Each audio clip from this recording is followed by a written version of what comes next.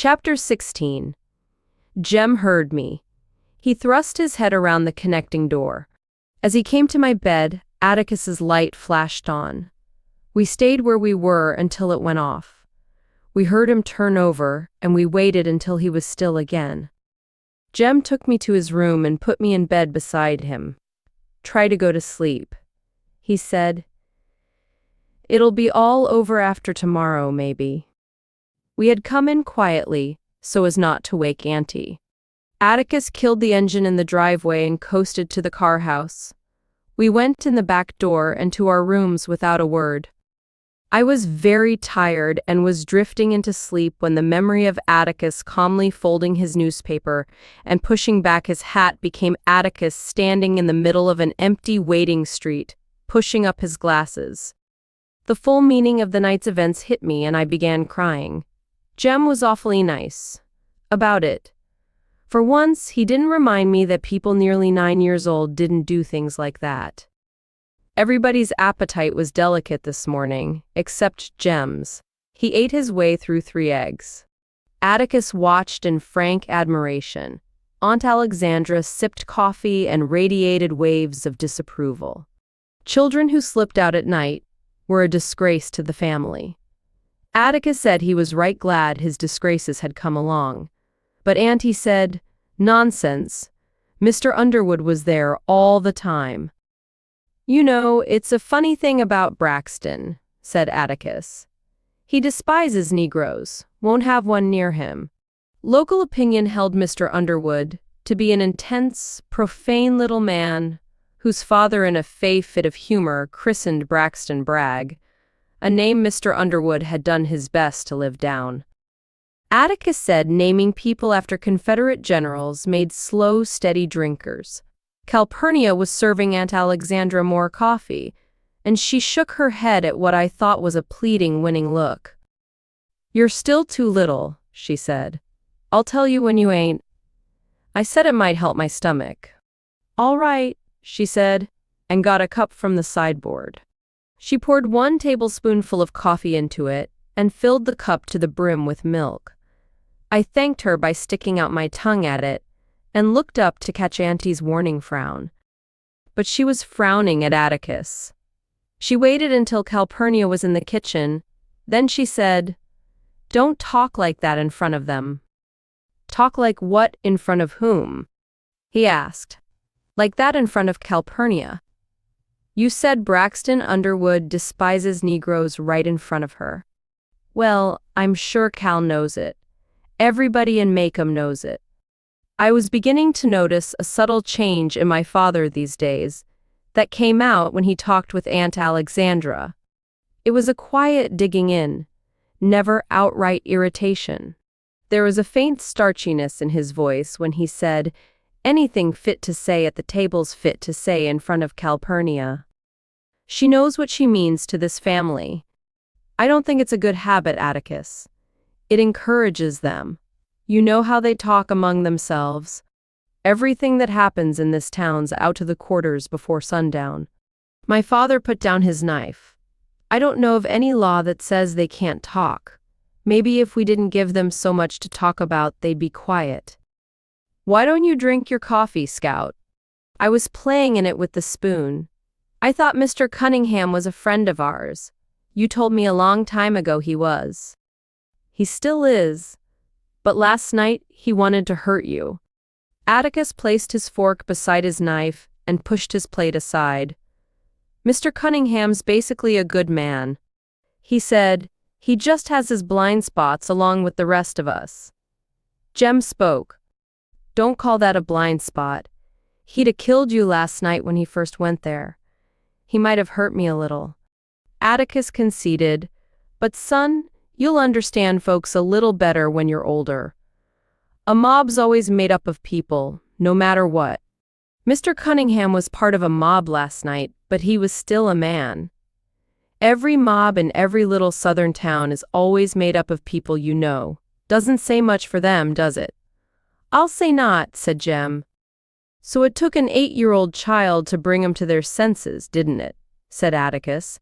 "That proves something." that a gang of wild animals can be stopped simply because they're still human. HMP, maybe we need a police force of children.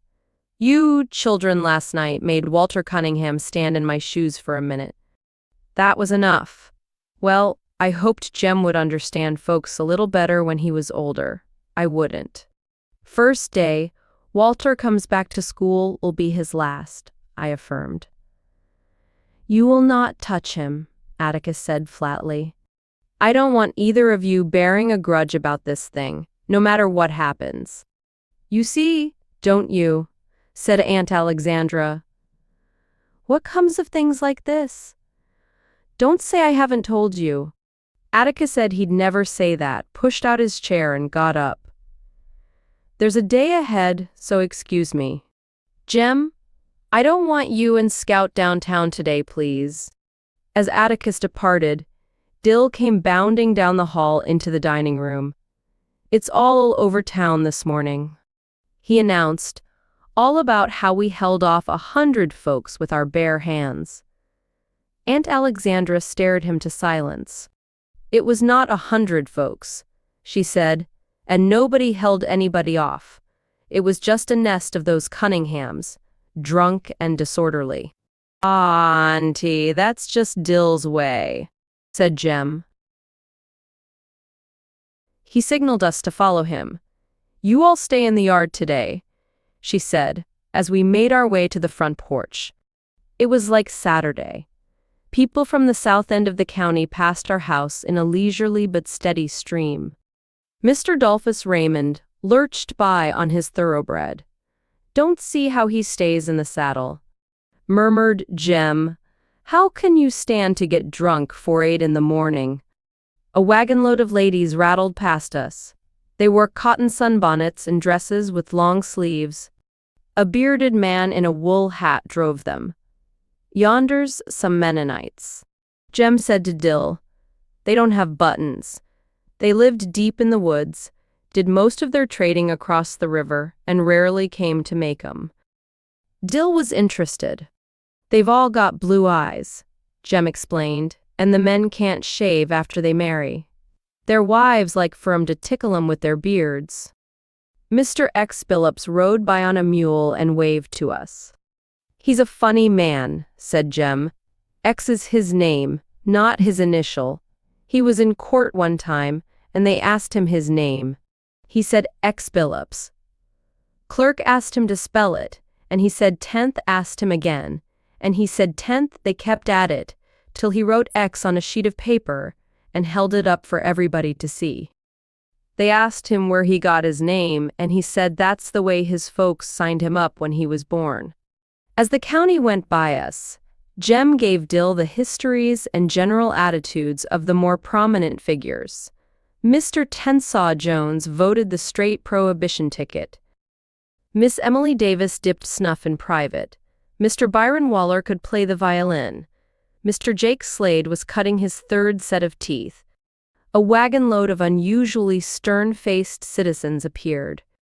When they pointed to Miss Maudie Atkinson's yard, ablaze with summer flowers, Miss Maudie herself came out on the porch.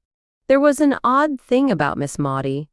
On her porch, she was too far away for us to see her features clearly, but we could always catch her mood by the way she stood. She was now standing arms akimbo, her shoulders drooping a little, her head cocked to one side, her glasses winking in the sunlight. We knew she wore a grin of the uttermost wickedness. The driver of the wagon slowed down his mules, and a shrill-voiced woman called out, "He that cometh in vanity departeth in darkness." Miss Maudie answered, "A merry heart maketh a cheerful countenance." I guess that the foot washers thought that the devil was quoting scripture for his own purposes, as the driver speeded his mules. Why they objected to Miss Maudie's yard was a mystery, heightened in my mind, because for someone who spent all the daylight hours outdoors, Miss Maudie's command of scripture was formidable. "You going to court this morning?" asked Jem. We had strolled over. "I am not," she said. "I have no business with the court this morning. "Aren't you going down to watch?" asked Dill. "I am not." "Tease morbid, watching a poor devil on trial for his life. Look at all those folks, it's like a Roman carnival." "They have to try him in public, Miss Maudie," I said. "Wouldn't be right if they didn't." "I'm quite aware of that," she said. "Just because it's public, I don't have to go, do I?" Miss Stephanie Crawford came by. She wore a hat and gloves. She said. "Look at all those folks. You'd think William Jennings Bryan was speaking." "And where are you going, Stephanie?" inquired Miss Maudie. "To the Jitney Jungle." Miss Maudie said she'd never seen Miss Stephanie go to the Jitney Jungle in a hat in her life. "Well," said Miss Stephanie, "I thought I might just look in at the courthouse to see what Atticus is up to. Better be careful he doesn't hand you a subpoena." We asked Miss Maudie to elucidate. She said Miss Stephanie seemed to know so much about the case she might as well be called on to testify. We held off until noon, when Atticus came home to dinner and said they'd spent the morning picking the jury. After dinner, we stopped by for Dill and went to town. It was a gala occasion.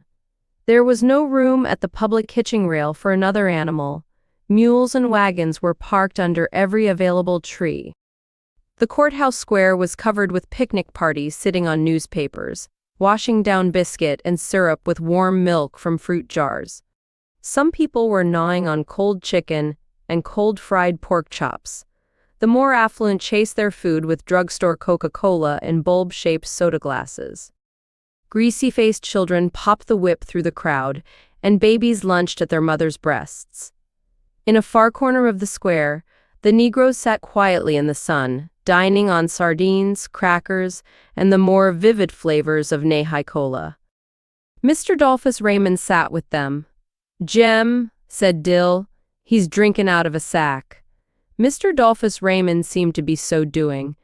2 yellow drugstore straws ran from his mouth to the depths of a brown paper bag. "Ain't ever seen anybody do that," murmured Dill. "How does he keep what's in it? Jem giggled. "He's got a CO Cola bottle full of whiskey in there. That's so's not to upset the ladies. You'll see him sip it all afternoon. He'll step out for a while and fill it back up. Why's he sittin' with the colored folks? Always does. He likes 'em better'n he likes us, I reckon. Lives by himself way down near the county line. He's got a colored woman, and all sorts of mixed chillin'. Show you some of 'em if we see 'em." "He doesn't look like trash," said Dill. "He's not. He owns all one side of the riverbank down there, and he's from a real old family to boot." "Then why does he do like that?" "That's just his way," said Jem. "They say he never got over his weddin'. He was supposed to marry one of the Spencer ladies, I think. They were going to have a huge weddin', but they didn't. After the rehearsal, the bride went upstairs and blew her head off. Shotgun. She pulled the trigger with her toes. Did they ever know why?"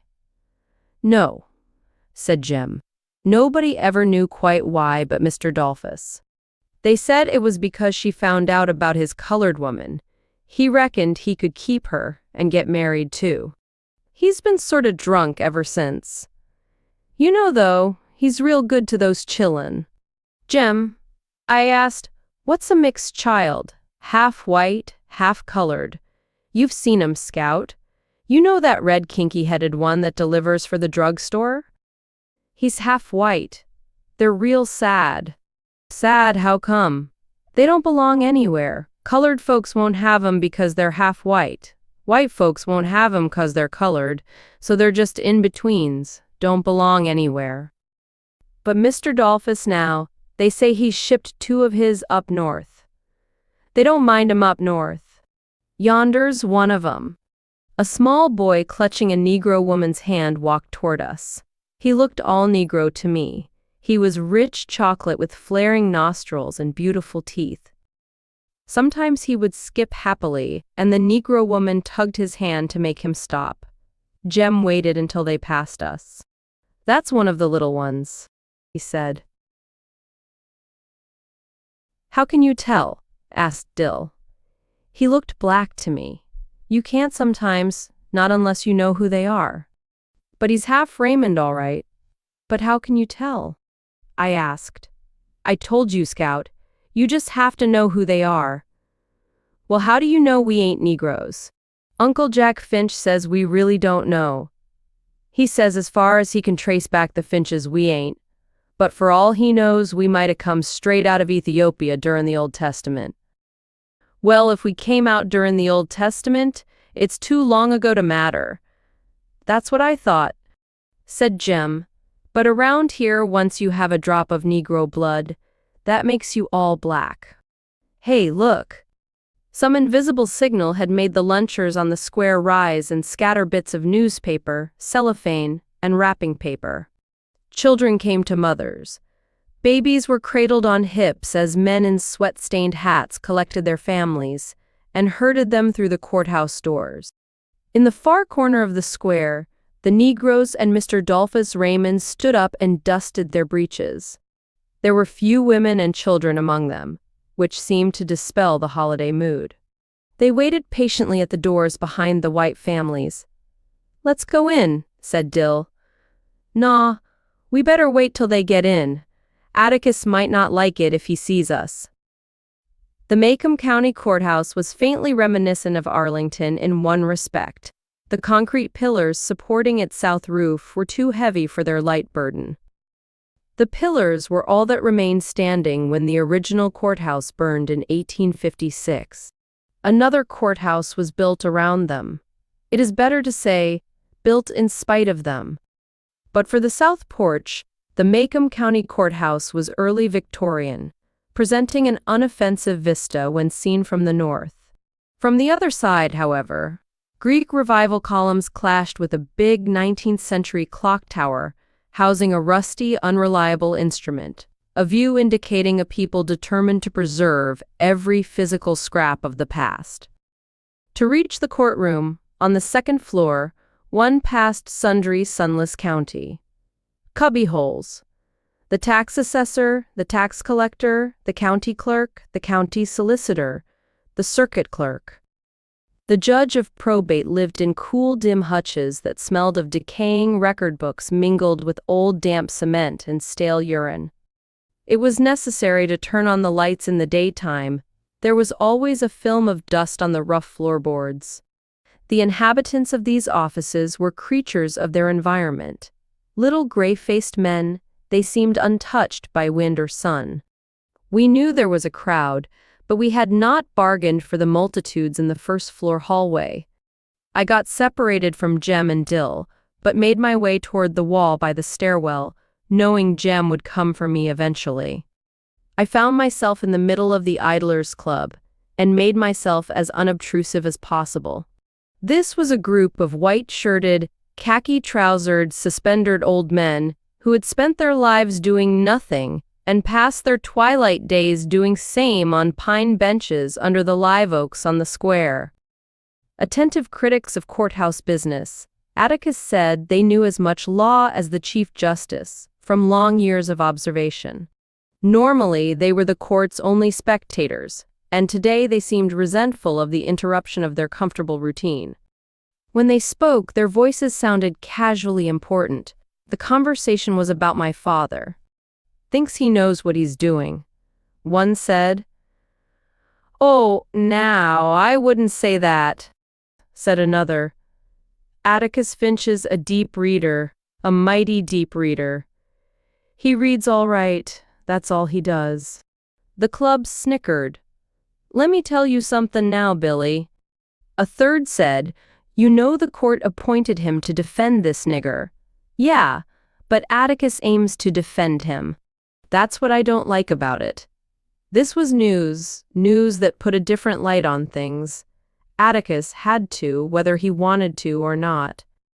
I thought it odd that he hadn't said anything to us about it. We could have used it many times in defending him and ourselves. He had to. That's why he was doing it. Equaled fewer fights and less fussing. But did that explain the town's attitude? The court appointed Atticus to defend him. Atticus aimed to defend him. That's what they didn't like about it. It was confusing. The Negroes, having waited for the white people to go upstairs, began to come in. "Whoa now, just a minute," said a club member, holding up his walking stick. "Just don't start up them there stairs yet a while." The club began its stiff-jointed climb and ran into Dill and Jem on their way down looking for me. They squeezed past and Jem called, "Scout, come on, there ain't a seat left. We'll have to stand up." "Look-a there now," he said irritably, as the black people surged upstairs. The old men ahead of them would take most of the standing room. "We were out of luck and it was my fault," Jem informed me. We stood miserably by the wall. "Can't you all get in?" Reverend Sykes was looking down at us, black hat in hand. "Hey, Reverend," said Jem. "Nah, Scout here messed us up. Well, let's see what we can do." Reverend Sykes edged his way upstairs. In a few moments he was back. "There's not a seat downstairs. Do you all reckon it'll be all right if you all came to the balcony with me?" "Gosh, yes," said Jem. Happily, we sped ahead of Reverend Sykes to the courtroom floor. There, we went up a covered staircase and waited at the door. Reverend Sykes came puffing behind us and steered us gently through the black people in the balcony. 4 Negroes rose and gave us their front row seats. The colored balcony ran along 3 walls of the courtroom like a second-story veranda, and from it, we could see everything. The jury sat to the left, under long windows. Sunburned, lanky. They seemed to be all farmers, but this was natural. Townfolk rarely sat on juries. They were either struck or excused. 1 or 2 of the jury looked vaguely like dressed-up Cunninghams. At this stage they sat straight and alert. The circuit solicitor and another man, Atticus and Tom Robinson, sat at tables with their backs to us. There was a brown book and some yellow tablets on the solicitor's table. Atticus's was bare. Just inside the railing that divided the spectators from the court, the witnesses sat on cowhide-bottomed chairs. Their backs were to us. Judge Taylor was on the bench, looking like a sleepy old shark, his pilot fish, writing rapidly below in front of him. Judge Taylor looked like most judges I had ever seen. Amiable, white-haired, slightly ruddy-faced, he was a man who ran his court with an alarming informality. He sometimes propped his feet up. He often cleaned his fingernails with his pocket knife. In long equity hearings, especially after dinner, he gave the impression of dozing, an impression dispelled forever when a lawyer once deliberately pushed a pile of books to the floor in a desperate effort to wake him up. Without opening his eyes, Judge Taylor murmured, "Mr. Whitley, do that again, and it'll cost you $100. He was a man learned in the law, and although he seemed to take his job casually, in reality he kept a firm grip on any proceedings that came before him. Only once was Judge Taylor ever seen at a dead standstill in open court, and the Cunninghams stopped him. Old Sarum, their stamping grounds, was populated by 2 families separate and apart in the beginning, but unfortunately bearing the same name. The Cunninghams married the Cunninghams until the spelling of the names was academic. Academic until a Cunningham disputed a Cunningham over land titles and took to the law. During a controversy of this character, James Cunningham testified that his mother spelled it Cunningham on deeds and things. But she was really a Cunningham. She was an uncertain speller, a seldom reader, and was given to looking far away sometimes when she sat on the front gallery in the evening. After 9 hours of listening to the eccentricities of Old Sarum's inhabitants, Judge Taylor threw the case out of court. When asked upon what grounds, Judge Taylor said, "Champertus connivance," and declared he hoped to God the litigants were satisfied by each having had their public say. They were. That was all they had wanted in the first place. Judge Taylor had one interesting habit. He permitted smoking in his courtroom, but did not himself indulge. Sometimes, if one was lucky, one had the privilege of watching him put a long, dry cigar into his mouth and munch it slowly up. Bit by bit, the dead cigar would disappear, to reappear some hours later as a flat, slick mess, its essence extracted and mingling with Judge Taylor's digestive juices. I once asked Atticus how Mrs. Taylor stood to kiss him, but Atticus said they didn't kiss much.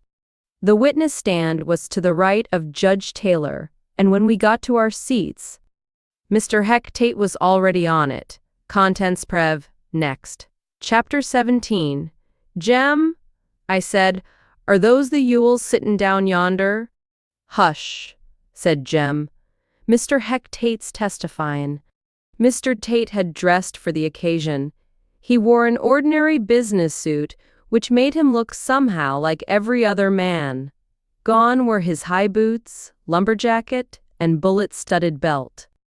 From that moment he ceased to terrify me. He was sitting forward in the witness chair, his hands clasped between his knees, listening attentively to the circuit solicitor. The solicitor, a Mr. Gilmer, was not well known to us. He was from Abbotsville. We saw him only when court convened, and that rarely, for court was of no special interest to Jem and me. A balding, smooth-faced man, he could have been anywhere between 40 and 60, although his back was to us. We knew he had a slight cast in one of his eyes which he used to his advantage. He seemed to be looking at a person when he was actually doing nothing of the kind. Thus he was hell on juries and witnesses. The jury, thinking themselves under close scrutiny, paid attention. So did the witnesses, thinking likewise. In your own words, Mr. Tate. Mr. Gilmer was saying, "Well," said Mr. Tate, touching his glasses and speaking to his knees, "I was called. Could you say it to the jury, Mr. Tate?"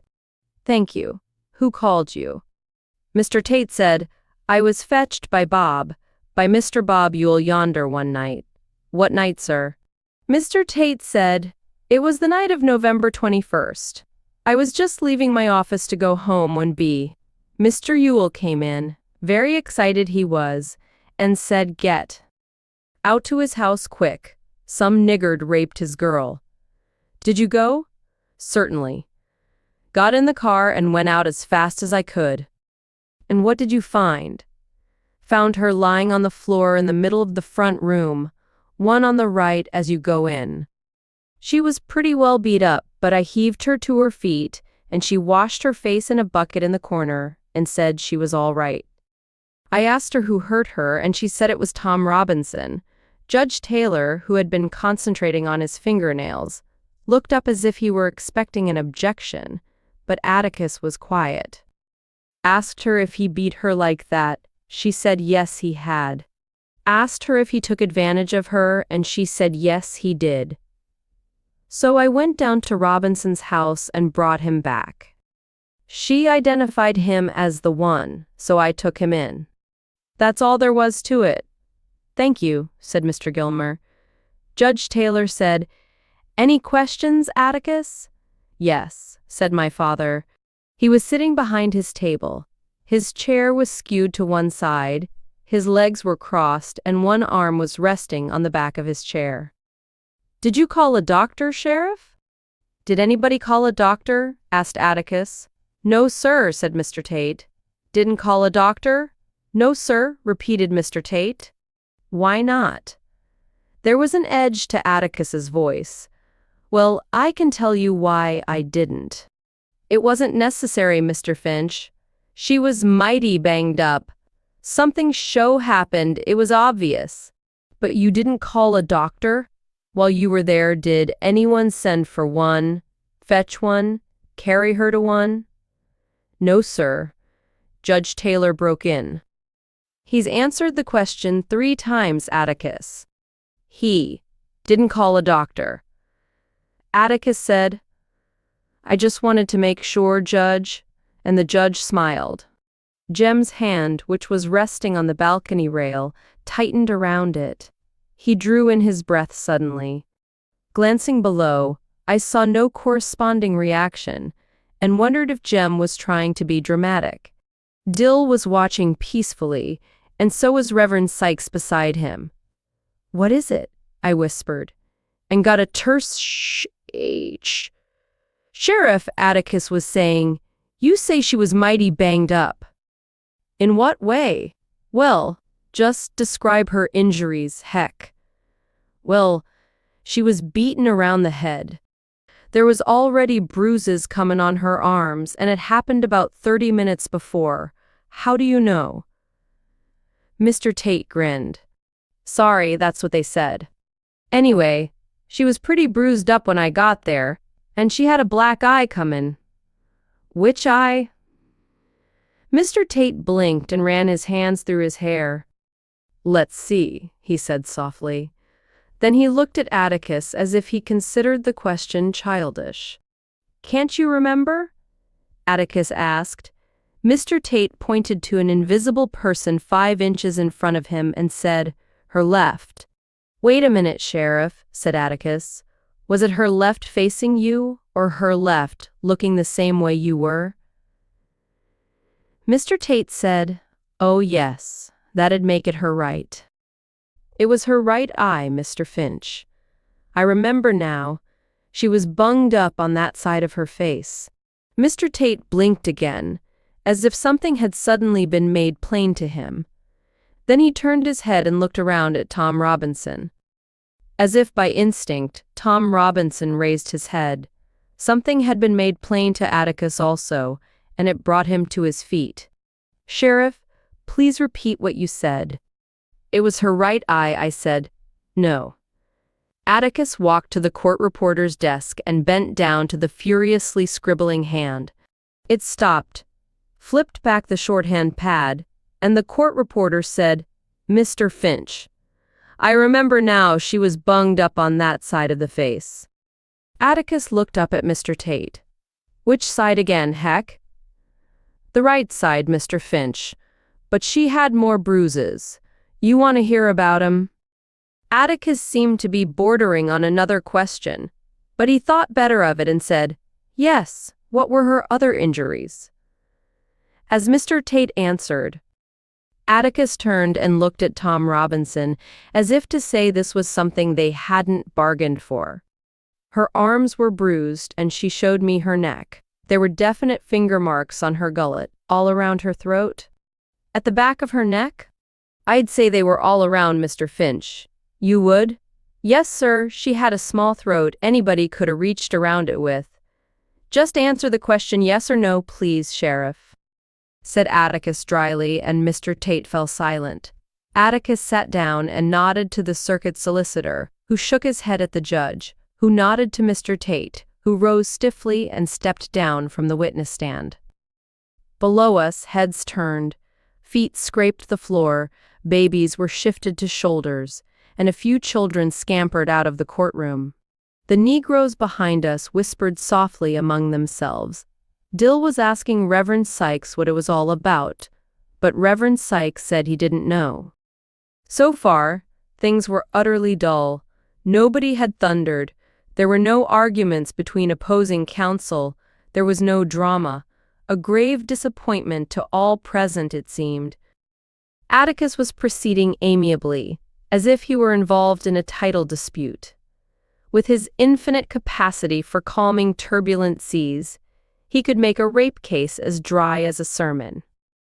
Gone was the terror in my mind of stale whiskey and barnyard smells, of sleepy-eyed sullen men, of a husky voice calling in the night, "Mr. Finch." They gone? Our nightmare had gone with daylight. Everything would come out all right. All the spectators were as relaxed as Judge Taylor, except Jem. His mouth was twisted into a purposeful half-grin, and his eyes happy about, and he said something about corroborating evidence, which made me sure he was showing off. "Robert E. Lee Ewell." In answer to the clerk's booming voice, a little bantam cock of a man rose and strutted to the stand, the back of his neck reddening at the sound of his name. When he turned around to take the oath, we saw that his face was as redded as his neck. We also saw no resemblance to his namesake. A shock of wispy, new-washed hair stood up from his forehead. His nose was thin, pointed, and shiny. He had no chin to speak of. It seemed to be part of his crepey neck. "So help me God," he crowed. Every town the size of Macomb had families like the Yules. No economic fluctuations changed their status. People like the Yules lived as guests of the county in prosperity, as well as in the depths of a depression. No truant officers could keep their numerous offspring in school.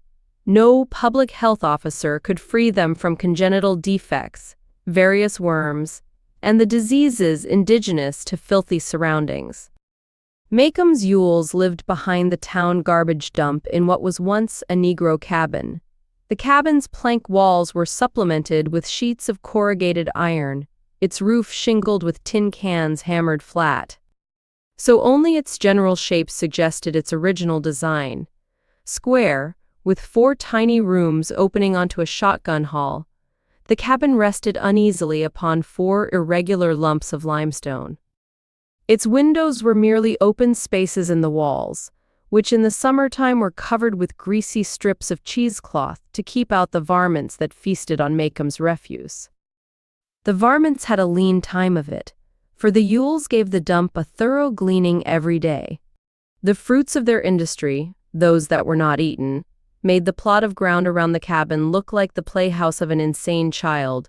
What passed for a fence was bits of tree limbs, broomsticks, and tool shafts, all tipped with rusty hammerheads. Snaggle-toothed rakeheads, shovels, axes, and grubbing hoes held on with pieces of barbed wire. Enclosed by this barricade was a dirty yard containing the remains of a Model T Ford, on blocks, a discarded dentist chair, an ancient icebox, plus lesser items, old shoes, worn-out table radios, picture frames, and fruit jars, under which scrawny orange chickens pecked hopefully. One corner of the yard, though, bewildered Macomb. Against the fence, in a line, were 6 chipped enamel slop jars holding brilliant red geraniums, cared for as tenderly as if they belonged to Miss Maudie Atkinson. Had Miss Maudie deigned to permit a geranium on her premises? People said they were Mayella Yules. Nobody was quite sure how many children were on the place. Some people said 6, others said 9. There were always several dirty-faced ones at the windows when anyone passed by. Nobody had occasion to pass by except at Christmas, when the churches delivered baskets, and when the mayor of Macomb asked us to please help the garbage collector by dumping our own trees and trash. Atticus took us with him last Christmas when he complied with the mayor's request. A dirt road ran from the highway past the dump, down to a small Negro settlement some 500 yards beyond the Yules. It was necessary either to back out to the highway or go the full length of the road and turn around. Most people turned around in the Negroes' front yards. In the frosty December dusk, their cabins looked neat and snug with pale blue smoke rising from the chimneys and doorways glowing amber from the fires inside. There were delicious smells about, chicken, bacon frying crisp as the twilight air. Jem and I detected squirrel cooking, but it took an old countryman like Atticus to identify possum and rabbit. Aromas that vanished when we rode back past the Yule residence. All the little man on the witness stand had that made him any better than his nearest neighbors was, that if scrubbed with lye soap in very hot water, his skin was white. "Mr. Robert Yule?" asked Mr. Gilmer. "That's mame, Cap'n," said the witness. Mr. Gilmer's back stiffened a little, and I felt sorry for him. Perhaps I'd better explain something now. I've heard that lawyers' children, on seeing their parents in court in the heat of argument, get the wrong idea. They think opposing counsel to be the personal enemies of their parents. They suffer agonies, and are surprised to see them often go out arm in arm with their tormentors during the first recess. This was not true of Jem and me. We acquired no traumas from watching our father win or lose. I'm sorry that I can't provide any drama in this respect. If I did, it would not be true. We could tell, however, when debate became more acrimonious than professional. But this was from watching lawyers other than our father. I never heard Atticus raise his voice in my life, except to a deaf witness. Mr. Gilmer was doing his job, as Atticus was doing his. Besides, Mr. Ewell was Mr. Gilmer's witness, and he had no business being rude to him of all people. "Are you the father of Mayella Ewell?" was the next question. "Well, if I ain't, I can't do nothing about it now. Her ma's dead," was the answer. Judge Taylor stirred. He turned slowly in his swivel chair and looked benignly at the witness. "Are you the father of Mayella Ewell?" he asked in a way that made the laughter below us stop suddenly. "Yes, sir," Mr. Ewell said meekly. Judge Taylor went on in tones of goodwill. "This the first time you've ever been in court? I don't recall ever seeing you here." At the witness's affirmative nod, he continued, "Well, let's get something straight. There will be no more audibly obscene speculations on any subject from anybody in this courtroom as long as I'm sitting here. Do you understand?"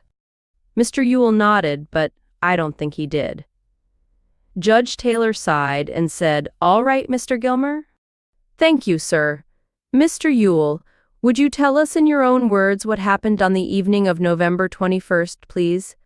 Jem grinned and pushed his hair back. "Just in your own words" was Mr. Gilmer's trademark. We often wondered who else's words Mr. Gilmer was afraid his witness might employ. "Well, the night of November 21, I was comin' in from the woods with a load o' kindlin', and just as I got to the fence, I heard Mayella screamin' like a stuck hog inside the house." Here Judge Taylor glanced sharply at the witness, and must have decided his speculations devoid of evil intent, for he subsided sleepily. "What time was it, Mr. Ewell?" "Just 'fore sundown. Well, I was sayin' Mayella was screamin' fit to beat Jesus." Another glance from the bench silenced Mr. Ewell. "Yes, she was screaming?" said Mr. Gilmer. Mr. Ewell looked confusedly at the judge. "Well, Mayella was raisin' this holy racket, so I dropped my load and run as fast as I could, but I run into the fence. But when I got distangled, I run up to the window and I seen." Mr. Ewell's face grew scarlet. He stood up and pointed his finger at Tom Robinson. "I seen that black nigger yonder ruttin' on my Mayella." So serene was Judge Taylor's court that he had few occasions to use his gavel, but he hammered fully 5 minutes. Atticus was on his feet at the bench saying something to him. Mr. Hectate, as first officer of the county, stood in the middle aisle, quelling the packed courtroom. Behind us, there was an angry, muffled groan from the colored people. Reverend Sykes leaned across Dill and me, pulling at Jem's elbow. "Mr. Jem," he said, "you better take Miss Jean Louise home. Mr. Jem, you hear me?" Jem turned his head. "Scout, go home. Dill, you and Scout go home. You gotta make me first," I said, remembering Atticus's blessed dictum. Jem scowled furiously at me, then said to Reverend Sykes, "I think it's okay, Reverend. She doesn't understand it." I was mortally offended. "I most certainly do. I can understand anything you can." "Aw, hush. She doesn't understand it, Reverend. She ain't 9 yet." Reverend Sykes's black eyes were anxious. "Mr. Finch, know you all are here. This ain't fit for Miss Jean Louise, or you boys either." Jem shook his head. "He can't see us this far away. It's all right, Reverend." I knew Jem would win, because I knew nothing could make him leave now. Dill and I were safe for a while. Atticus could see us from where he was, if he looked. As Judge Taylor banged his gavel, Mr. Ewell was sitting smugly in the witness chair, surveying his handiwork. With one phrase, he had turned happy picnickers into a sulky, tense, murmuring crowd, being slowly hypnotized by gavel taps lessening in intensity until the only sound in the courtroom was a dim pink. The judge might have been rapping the bench with a pencil. In possession of his court once more, Judge Taylor leaned back in his chair. He looked suddenly weary. His age was showing, and I thought about what Atticus had said. He and Mrs. Taylor didn't kiss much. He must have been nearly 70. There has been a request. Judge Taylor said that this courtroom be cleared of spectators, or at least of women and children, a request that will be denied for the time being. People generally see what they look for, and hear what they listen for, and they have the right to subject their children to it. But I can assure you of one thing. You will receive what you see and hear in silence, or you will leave this courtroom. But you won't leave it until the whole boiling of you come before me on contempt charges. Mr. Ewell, you will keep your testimony within the confines of Christian English usage, if that is possible. Proceed, Mr. Gilmer. Mr. Ewell reminded me of a deaf mute. I was sure he had never heard the words Judge Taylor directed at him. His mouth struggled silently with them, but their import registered on his face. Smugness faded from it, replaced by a dogged earnestness that fooled Judge Taylor not at all. As long as Mr. Ewell was on the stand, the judge kept his eyes on him, as if daring him to make a false move. Mr. Gilmer and Atticus exchanged glances. Atticus was sitting down again, his fist rested on his cheek and we could not see his face. Mr. Gilmer looked rather desperate. A question from Judge Taylor made him relax. Mr. Ewell, did you see the defendant having sexual intercourse with your daughter? Yes, I did. The spectators were quiet, but the defendant said something. Atticus whispered to him, and Tom Robinson was silent. You say you were at the window? Asked Mr. Gilmer. Yes, sir. How far is it from the ground? 'Bout 3 foot. Did you have a clear view of the room? Yes, sir. How did the room look? Well, it was all slung about, like there was a fight. What did you do when you saw the defendant?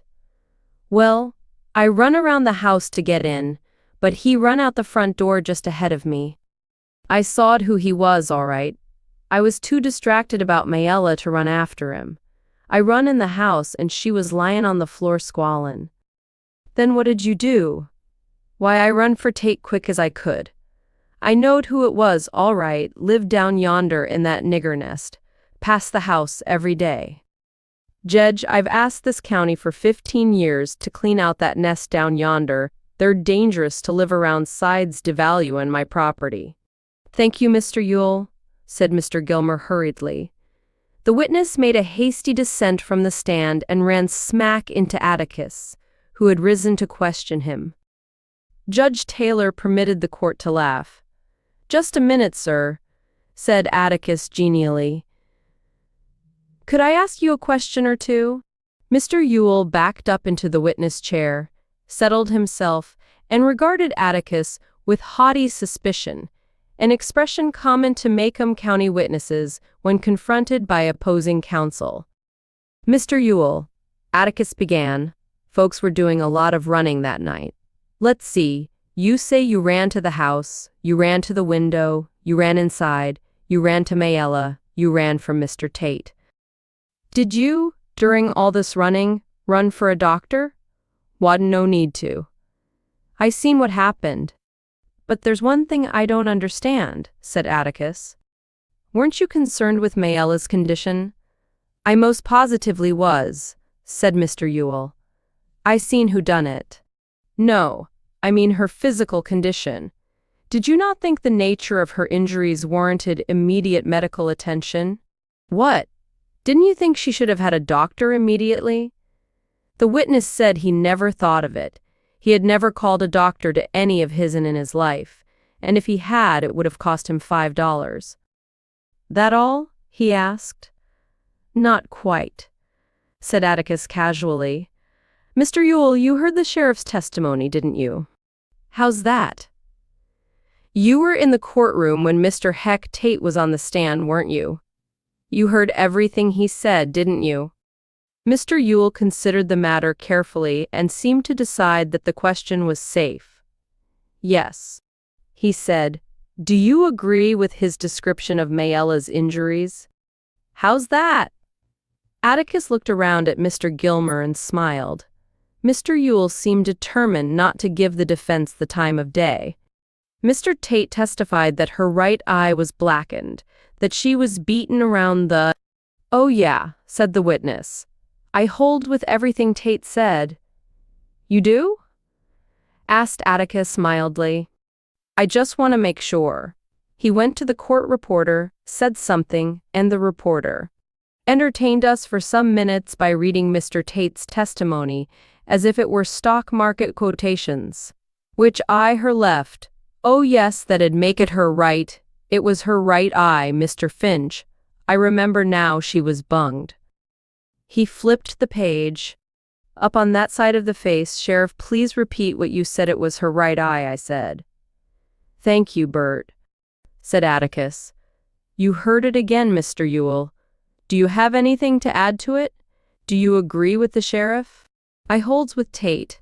Her eye was blacked and she was mighty beat up." The little man seemed to have forgotten his previous humiliation from the bench. It was becoming evident that he thought Atticus an easy match. He seemed to grow ruddy again.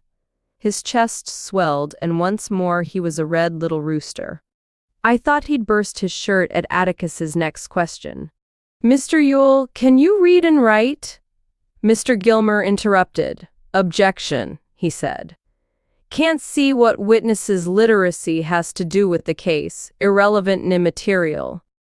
Judge Taylor was about to speak, but Atticus said, "Judge, if you'll allow the question plus another one, you'll soon see." "All right, let's see," said Judge Taylor, "but make sure we see, Atticus." Overruled. Mr. Gilmer seemed as curious as the rest of us as to what bearing the state of Mr. Yule's education had on the case. "I'll repeat the question," said Atticus. "Can you read and write?" "I most positively can." "Will you write your name and show us?" "I most positively will." "How do you think I sign my relief checks?" Mr. Yule was endearing himself to his fellow citizens. The whispers and chuckles below us probably had to do with what a card he was. I was becoming nervous. Atticus seemed to know what he was doing, but it seemed to me that he'd gone frog-sticking without a light. Never, never, on cross-examination, ask a witness a question you don't already know the answer to, was a tenet I absorbed with my baby food. Do it, and you'll often get an answer you don't want, an answer that might wreck your case. Atticus was reaching into the inside pocket of his coat. He drew out an envelope, then reached into his vest pocket and unclipped his fountain pen. He moved leisurely, and had turned so that he was in full view of the jury. He unscrewed the fountain pen cap and placed it gently on his table. He shook the pen a little, then handed it with the envelope to the witness. "Would you write your name for us?" he asked. "Clearly now, so the jury can see you do it." Mr. Yule wrote on the back of the envelope and looked up complacently to see Judge Taylor staring at him as if he were some fragrant gardenia in full bloom on the witness stand, to see Mr. Gilmer half sitting, half standing at his table. The jury was watching him. One man was leaning forward with his hands over the railing. "What's so interesting?" he asked. "You're left-handed, Mr. Yule," said Judge Taylor. Mr. Yule turned angrily to the judge and said he didn't see what his being left-handed had to do with it. That he was a Christ-fearing man, and Atticus Finch was taking advantage of him. Tricking lawyers like Atticus Finch took advantage of him all the time with their tricking ways. He had told them what happened. He'd say it again and again, which he did. Nothing Atticus asked him after that shook his story.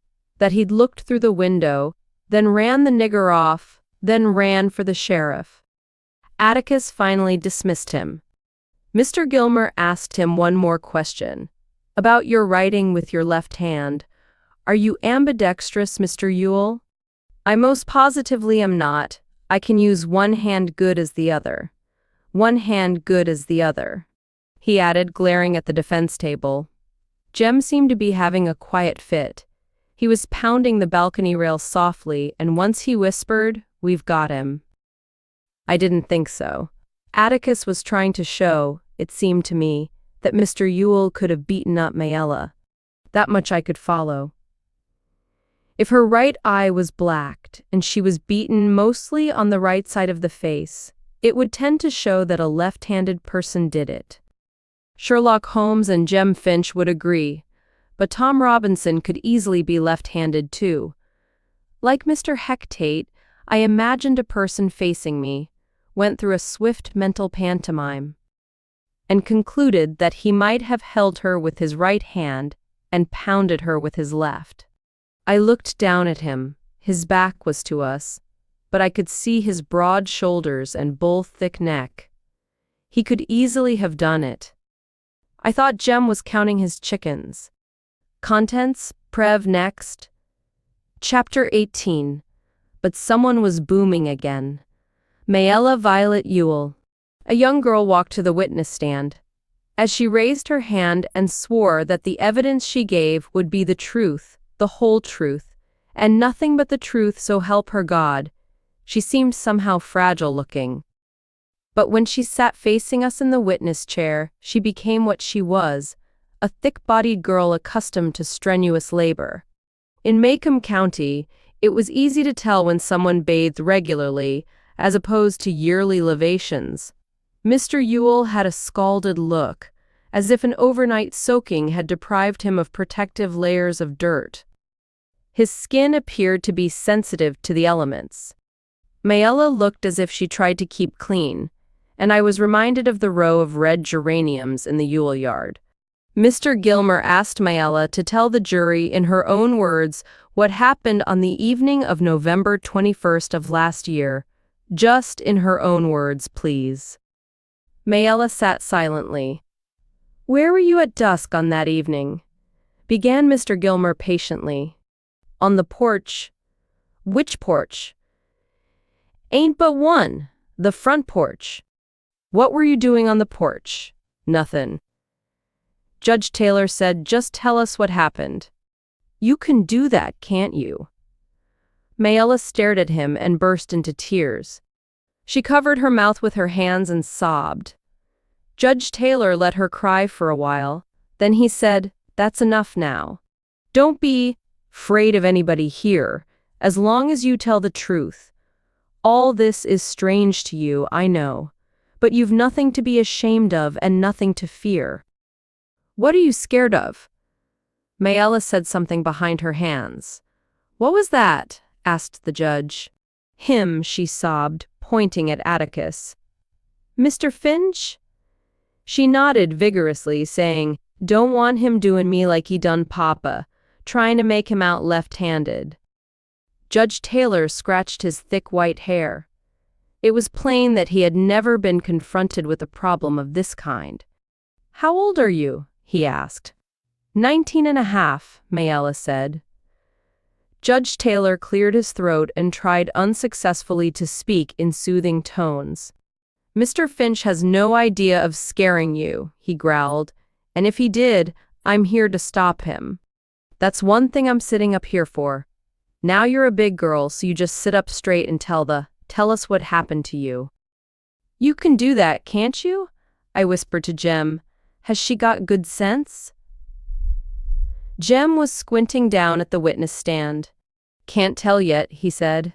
"She's got enough sense to get the judge sorry for her, but she might be just... oh, I don't know." Mollified, Mayella gave Atticus a final terrified glance and said to Mr. Gilmer, "Well, sir, I was on the porch, and he came along, and you see, there was this old chifforobe in the yard Papa'd brought in to chop up for kindlin'. Papa told me to do it while he was off in the woods, but I wasn't feelin' strong enough then. So he came by." "Who is he?" Mayella pointed to Tom Robinson. "I'll have to ask you to be more specific, please," said Mr. Gilmer. "The reporter can't put down gestures very well."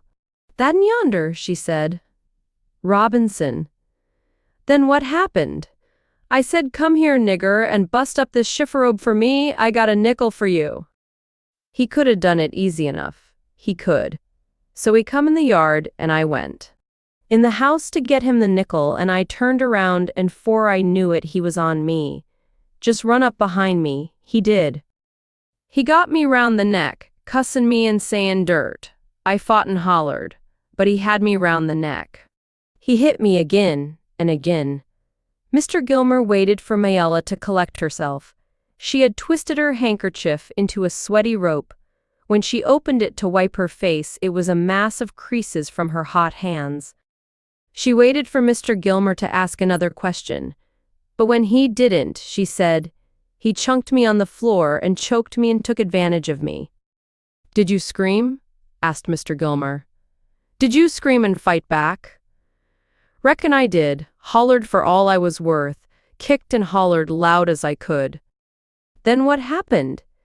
"I don't remember too good, but next thing I knew, Papa was in the room a-standing over me hollerin' who done it, who done it. Then I sort of fainted, and the next thing I knew, Mr. Tate was pullin' me up off of the floor and leadin' me to the water bucket." Apparently Mayella's recital had given her confidence, but it was not her father's brash kind. There was something stealthy about hers, like a steady-eyed cat with a twitchy tail. "You say you fought him off as hard as you could? Fought him tooth and nail?" asked Mr. Gilmer. "I positively did." Mayella echoed her father. "You are positive that he took full advantage of you?" Mayella's face contorted, and I was afraid that she would cry again. Instead, she said, "He done what he was after." Mr. Gilmer called attention to the hot day by wiping his head with his hand. "That's all for the time being," he said pleasantly, "but you stay there. I expect Big Bad, Mr. Finch has some questions to ask you. State will not prejudice the witness against counsel for the defense," murmured Judge Taylor primly, "at least, not at this time." Atticus got up grinning, but instead of walking to the witness stand, he opened his coat and hooked his thumbs in his vest. Then he walked slowly across the room to the windows. He looked out, but didn't seem especially interested in what he saw. Then he turned and strolled back to the witness stand. From long years of experience, I could tell he was trying to come to a decision about something. "Miss Mayella," he said, smiling, "I won't try to scare you for a while, not yet. Let's just get acquainted." "How old are you?" Said I was 19. Said it to the judge yonder. Mayella jerked her head resentfully at the bench. So you did, ma'am. You'll have to bear with me, Miss Mayella. I'm getting along and can't remember as well as I used to. I might ask you things you've already said before, but you'll give me an answer, won't you?" I could see nothing in Mayella's expression to justify Atticus's assumption that he had secured her wholehearted cooperation. She was looking at him furiously. "Won't answer a word you say long as you keep on mocking me," she said. "Ma'am?" asked Atticus, startled. "Long's you keep on making fun o' me." Judge Taylor said, "Mr. Finch is not making fun of you. What's the matter with you?" Mayella looked from under lowered eyelids at Atticus, but she said to the judge, "Long's he keeps on callin' me ma'am and sayin' Miss Mayella. I don't have to take his sass. I ain't called upon to take it." Atticus resumed his stroll to the windows and let Judge Taylor handle this one. Judge Taylor was not the kind of figure that ever evoked pity, but I did feel a pang for him as he tried to explain. "That's just Mr. Finch's way," he told Mayella. "We've done business in this court for years and years, and Mr. Finch is always courteous to everybody. He's not trying to mock you. He's trying to be polite. That's just his way." The judge leaned back. "Atticus, let's get on with these proceedings, and let the record show that the witness has not been sassed, her views to the contrary." I wondered if anybody had ever called her ma'am or Miss Mayella in her life. Probably not, as she took offense to routine courtesy. What on earth was her life like? I soon found out. "You say you're 19. Atticus resumed. How many sisters and brothers have you? He walked from the windows back to the stand. 7, she said, and I wondered if they were all like the specimen I had seen the first day I started to school. You the eldest? The oldest? Yes. How long has your mother been dead? Don't know. Long time. Did you ever go to school? Read and write good as Papa yonder. Mayella sounded like a Mr. Jingle in a book I had been reading. How long did you go to school? 2 year? 3 year? Dunno? Slowly but surely I began to see the pattern of Atticus's questions. From questions that Mr. Gilmer did not deem sufficiently irrelevant or immaterial to. Object 2. Atticus was quietly building up before the jury a picture of the Ewells' home life. The jury learned the following things. Their relief check was far from enough to feed the family. There was strong suspicion that Papa drank it up anyway. He sometimes went off in the swamp for days and came home sick. The weather was seldom cold enough to require shoes, but when it was, you could make dandy ones from strips of old tires. The family hauled its water in buckets from a spring that ran out at one end of the dump. They kept the surrounding area clear of trash, and it was everybody for himself as far as keeping clean went. If you wanted to wash, you hauled your own water. The younger children had perpetual colds and suffered from chronic ground itch. There was a lady who came around sometimes and asked Mayella why she didn't stay in school. She wrote down the answer, with 2 members of the family reading and writing. There was no need for the rest of them to learn. Papa needed them at home. Miss Mayella, said Atticus in spite of himself, a 19-year-old girl like. You must have friends. Who are your friends? The witness frowned as if puzzled. Friends? Yes, don't you know anyone near your age, or older or younger? Boys and girls, just ordinary friends?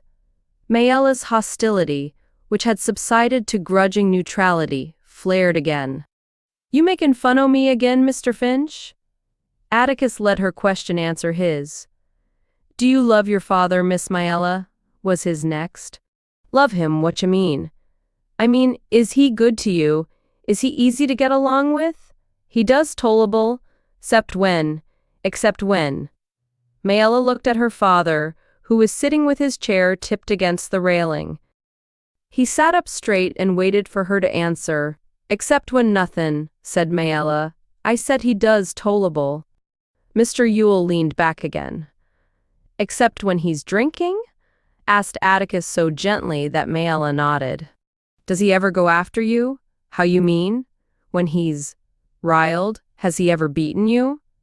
Mayella looked around, down at the court reporter, up at the judge. Answer the question, Miss Mayella, said Judge Taylor. My paws never touched a hair o' my head in my life, she declared firmly. He never touched me. Atticus's glasses had slipped a little, and he pushed them up on his nose. We've had a good visit, Miss Mayella, and now I guess we'd better get to the case. You say you asked Tom Robinson to come chop up what was it? A chifforobe, old dresser full of drawers on one side. Was Tom Robinson well known to you? What do you mean? I mean, did you know who he was, where he lived? Mayella nodded. I knowed who he was. He passed the house every day. Was this the first time you asked him to come inside the fence? Mayella jumped slightly at the question.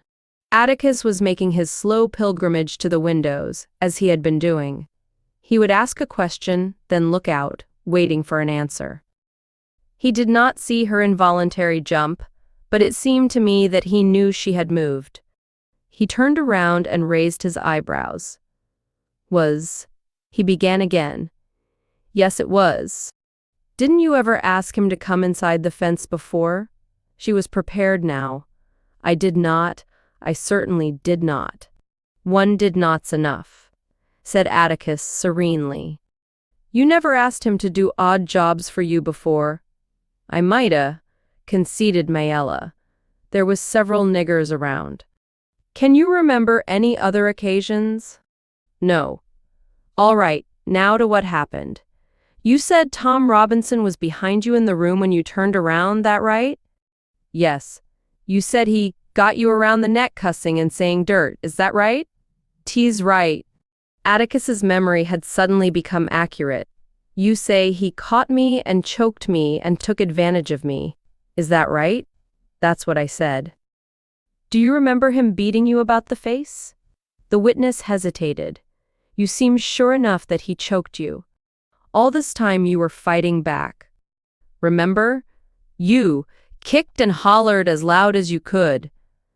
Do you remember him beating you about the face? Mayella was silent. She seemed to be trying to get something clear to herself. I thought for a moment she was doing Mr. Heck Tate's and my trick of pretending there was a person in front of us. She glanced at Mr. Gilmer. It's an easy question, Miss Mayella, so I'll try again. Do you remember him beating you about the face? Atticus's voice had lost its comfortableness. He was speaking in his arid, detached, professional voice. Do you remember him beating you about the face? No, I don't recollect if he hit me. I mean, yes, I do. He hit me. Was your last sentence your answer? Huh? Yes, he hit. I just don't remember. It all happened so quick. Judge Taylor looked sternly at Mayella. Don't you cry, young woman? He began, but Atticus said, Let her cry if she wants to, Judge. We've got all the time in the world. Mayella sniffed wrathfully and looked at Atticus. I'll answer any question you got. Get me up here and mock me, will you? I'll answer any question you got. That's fine, said Atticus. There are only a few more. Miss Mayella, not to be tedious, you've testified that the defendant hit you, grabbed you around the neck, choked you, and took advantage of you. I want you to be sure you have the right man. Will you identify the man who raped you? I will. That's him right yonder. Atticus turned to the defendant. Tom, stand up. Let Miss Mayella have a good long look at you. Is this the man, Miss Mayella? Tom Robinson's powerful shoulders rippled under his thin shirt. He rose to his feet and stood with his right hand on the back of his chair. He looked oddly off balance, but it was not from the way he was standing. His left arm was fully 12 inches shorter than his right and hung dead at his side. It ended in a small shriveled hand, and from as far away as the balcony I could see that it was no use to him. Scout, breathed Jem. Scout, look. Reverend, he's crippled. Reverend Sykes leaned across me and whispered to Jem. He got it caught in a cotton gin. Caught it in Mr. Dolphus Raymond's cotton gin when he was a boy. Like to bled to death. Tore all the muscles loose from his bones. Atticus said, Is this the man who raped you? It most certainly is. Atticus's next question was one word long. How? Mayella was raging. I don't know how he done it, but he done it. I said it all happened so fast, Now let's consider this calmly, began Atticus, but Mr. Gilmer interrupted with an objection. He was not irrelevant or immaterial, but Atticus was browbeating the witness. Judge Taylor laughed outright. Oh, sit down, Horace. He's doing nothing of the sort. If anything, the witness is browbeating Atticus. Judge Taylor was the only person in the courtroom who laughed. Even the babies were still, and I suddenly wondered if they had been smothered at their mother's breasts. Now, said Atticus, Miss Mayella, you've testified that the defendant choked and beat you. You didn't say that he sneaked up behind you and knocked you cold. But you turned around and there he was. Atticus was back behind his table, and he emphasized his words by tapping his knuckles on it. Do you wish to reconsider any of your testimony? You want me to say something that didn't happen? No, ma'am. I want you to say something that did happen. Tell us once more, please, what happened. I told you what happened. You testified that you turned around and there he was. He choked you then? Yes. Then he released your throat and hit you? I said he did. He blacked your left eye with his right fist? I ducked and it glanced. That's what it did. I ducked and it glanced off. Mayella had finally seen the light. You're becoming suddenly clear on this point. A while ago, you couldn't remember too well, could you? I said he hit me. All right. He choked you, he hit you, then he raped you. That right? It most certainly is. You're a strong girl. What were you doing all the time, just standing there? I told ya, I hollered and kicked and fought. Atticus reached up and took off his glasses, turned his good right eye to the witness, and rained questions on her. Judge Taylor said, "One question at a time, Atticus. Give the witness a chance to answer." All right, why didn't you run? I tried to? What kept you from it? He slung me down. That's what he did. He slung me down and got on top of me. You were screaming all this time? I certainly was. Then why didn't the other children hear you? Where were they? At the dump? Where were they? No answer. Why didn't your screams make them come running? The dump's closer than the woods, isn't it? No answer. Or didn't you scream until you saw your father in the window? You didn't think to scream until then, did you? No answer. Did you scream first at your father instead of at Tom Robinson? Was that it? No answer. Who beat you up? Tom Robinson or your father? No answer. What did your father see in the window? The crime of rape or the best defense to it? Why don't you tell the truth, child? Didn't Bob Ewell beat you up? When Atticus turned away from Mayella, he looked like his stomach hurt. But Mayella's face was a mixture of terror and fury. Atticus sat down wearily and polished his glasses with his handkerchief. Suddenly, Mayella became articulate. I got something to say, she said. Atticus raised his head. Do you want to tell us what happened? But she did not hear the compassion in his invitation. I got something to say, and then I ain't gonna say no more. That nigger yonder took advantage of me, and if you fine, fancy gentlemen don't want to do nothing about it, then you're all yellow, stinking cowards. The lot of you. Your fancy airs don't come to nothin'. Your Mayman and Miss Mailerin don't come to nothin', Mr. Finch. Then she burst into real tears. Her shoulders shook with angry sobs. She was as good as her word. She answered no more questions, even when Mr. Gilmer tried to get her back on the track. I guess if she hadn't been so poor and ignorant, Judge Taylor would have put her under the jail for the contempt she had shown everybody in the courtroom. Somehow, Atticus had hit her hard in a way that was not clear to me, but it gave him no pleasure to do so.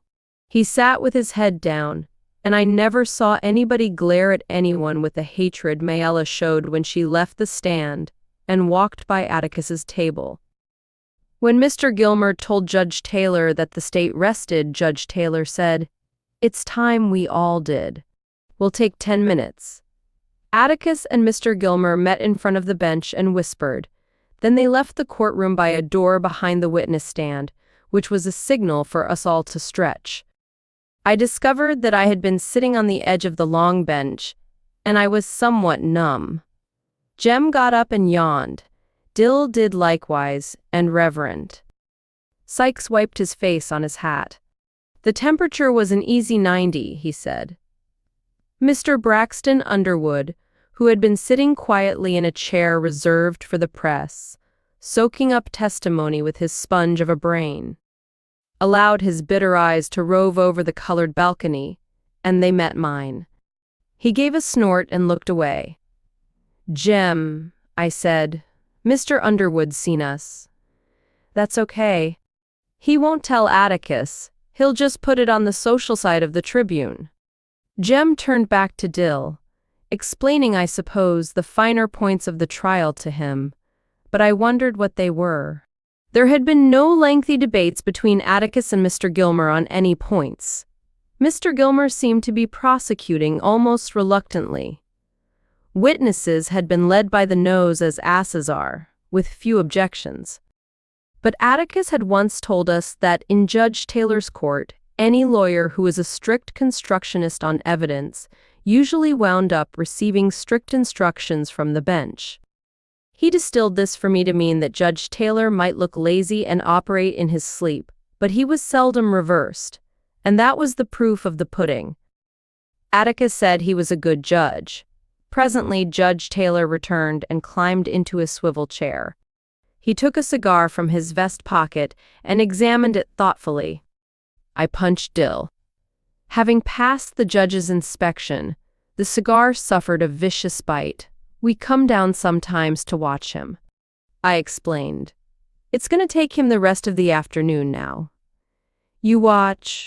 Unaware of public scrutiny from above, Judge Taylor disposed of the severed end by propelling it expertly to his lips and saying, "Fluck." He hit a spittoon so squarely we could hear it slosh. Bet he was hell with a spitball, murmured Dill. As a rule, a recess meant a general exodus, but today people weren't moving. Even the idlers who had failed to shame younger men from their seats had remained standing along the walls. I guess Mr. Hectate had reserved the county toilet for court officials. Atticus and Mr. Gilmer returned, and Judge Taylor looked at his watch. "It's gettin' on to 4, he said, which was intriguing, as the courthouse clock must have struck the hour at least twice. I had not heard it or felt its vibrations. "Shall we try to wind up this afternoon?" asked Judge Taylor. "How about it, Atticus?" "I think we can," said Atticus. "How many witnesses you got?" "1. "Well, call him. Contents.